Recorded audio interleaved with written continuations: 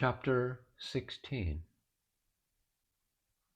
Words of the Holy Mother, culled from Stray Talks.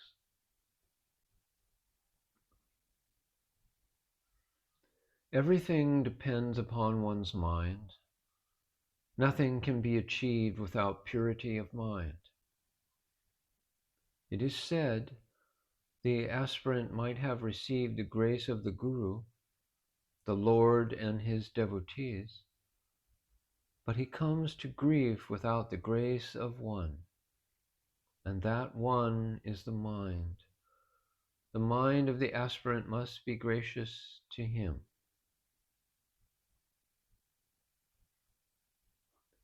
Don't puzzle the mind with too many inquiries.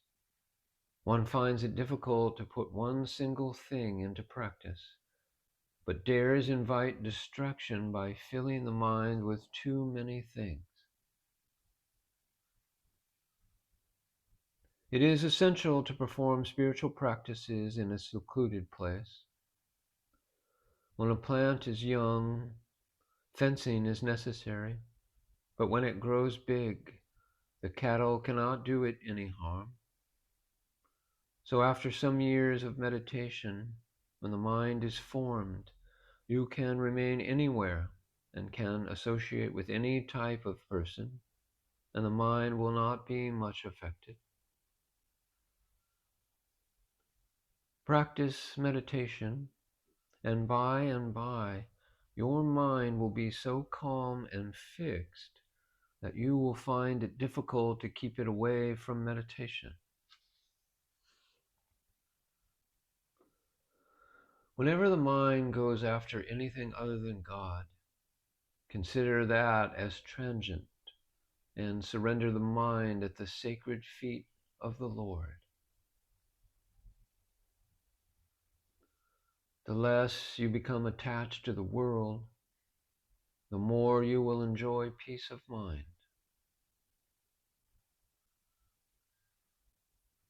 Many turn toward God as a result of much suffering in life, but one whose mind is offered like a flower to the Lord right from childhood is indeed blessed.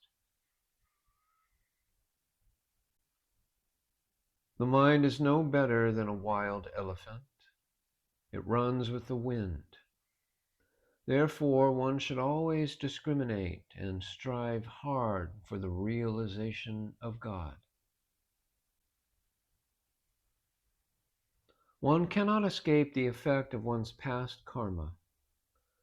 But then, if a person leads a prayerful life, he gets off with only the prick of a thorn in the leg, whereas he was to suffer from a deep cut. If you do not pray to God, what is that to him? It is only your misfortune. When a man sees defects in others, his own mind first gets polluted. What does he gain by finding fault in others?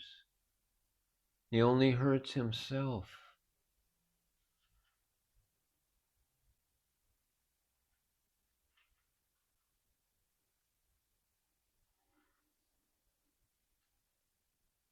From desire, this body comes into being. When there is no desire at all, the body falls away. With complete cessation of desire, there comes the final end, mukti.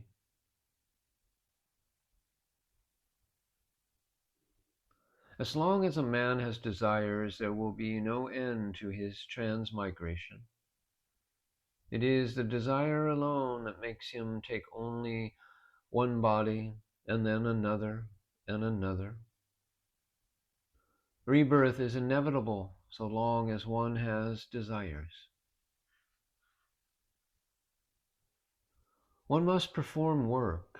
It is only through work that the bondage of work will be cut asunder, and one will acquire a spirit of non-attachment. One should not be without work, even for a moment. Many are known to do a great work under the stress of some strong emotion. But a man's true nature is known by the manner in which he does his insignificant daily tasks. You should do work, no doubt. Work saves the mind from going astray. But then prayer and meditation are also necessary. You must sit for meditation at least once in the morning and once in the evening. That will be like the helm to a boat. When one sits for meditation in the evening, there should be self-examination, inquiry, in respect of the works done in the course of the day. Just as clouds are blown away by the wind, so the thirst for material pleasure will be driven away by the utterance of the Lord's name.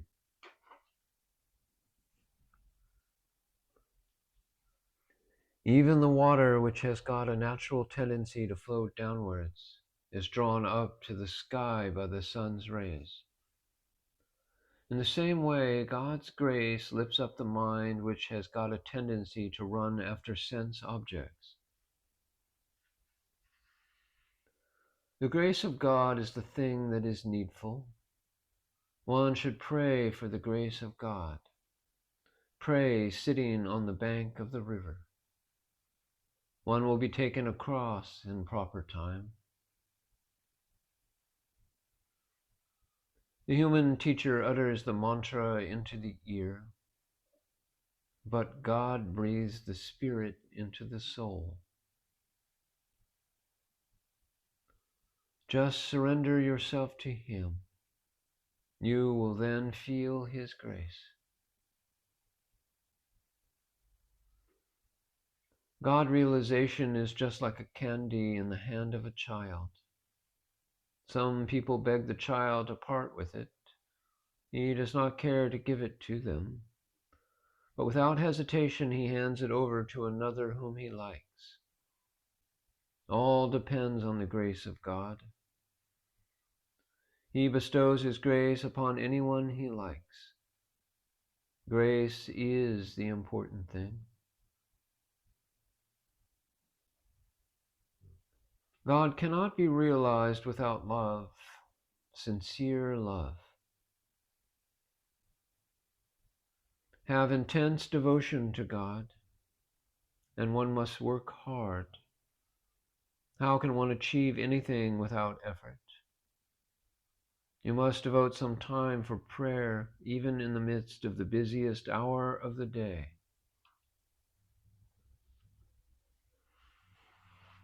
To pray to God and to meditate on Him for 2 minutes even, with a fully concentrated mind, is better than doing so for long hours without it. One's love of God depends entirely upon one's inner feeling. Love of God is the essential thing. Give up this dry discussion, this hodgepodge of philosophy. Who has been able to know God by reasoning? It does not become a woman to argue like that. Even the wise could hardly realize the nature of Brahman by argument. Is Brahman an object of discussion? Neither mantra nor scripture is of any avail. Bhakti or devotion alone accomplishes everything. Lay the burden of your mind before Sri Ramakrishna. Tell him your sorrows with your tears. You will find that he will fill your hands with the desired object. Even the impossible becomes possible through devotion. Through these spiritual disciplines, the ties of past karma are cut asunder. But the realization of God cannot be achieved without ecstatic love for Him. Ordinary human love results in misery. Love for God brings blessedness. It is idle to expect that dangers and difficulties will not come. They are bound to come. But for the devotee, they will pass away under the feet like water. What does a man become by realizing God? Does he grow two horns? No. What happens is he develops discrimination between the real and the unreal, becomes conscious spiritually, and goes beyond life and death. God is realized in spirit. How else can one see God? Has God talked to anyone who is devoid of ecstatic fervor? One sees God in spiritual vision, talks to him, and establishes relationship with him in spirit. Husband, son, body, or whatever it be, is all Maya, illusion. All these are Maya's bondage. One cannot be freed unless one gets rid of bondage. As you progress in your spiritual practice, you will see the same being in you as in me, and that He, the Lord, is in all men, be they of the lowest castes. Then you will acquire humility.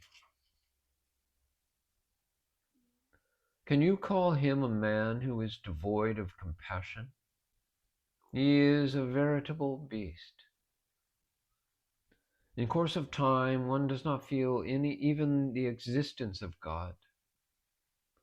After attaining enlightenment, one sees that gods and deities are all Maya.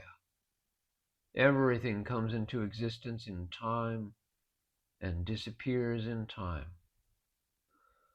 Gods and such things really disappear at the dawn of enlightenment. The aspirant then realizes that the Mother alone pervades the universe, and all becomes one.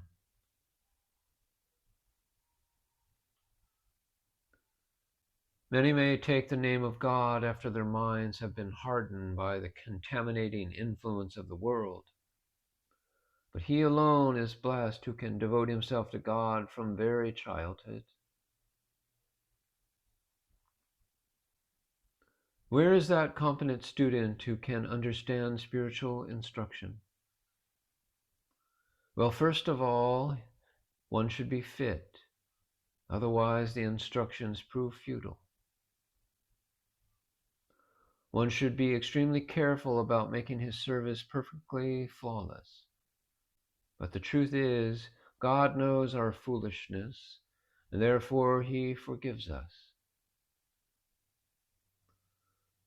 Spiritual progress becomes easier if husband and wife agree in their view regarding spiritual practice.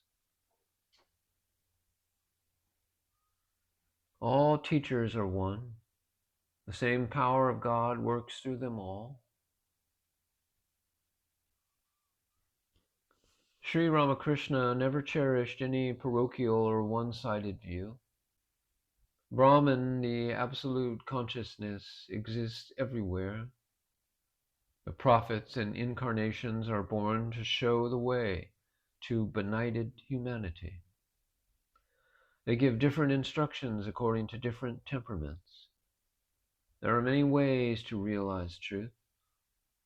Therefore, all these instructions have their value. Do you know the significance of japa and other spiritual practices? For by these the power of the sense organs are subdued. Past sins are counteracted by meditation, japa, and spiritual insight.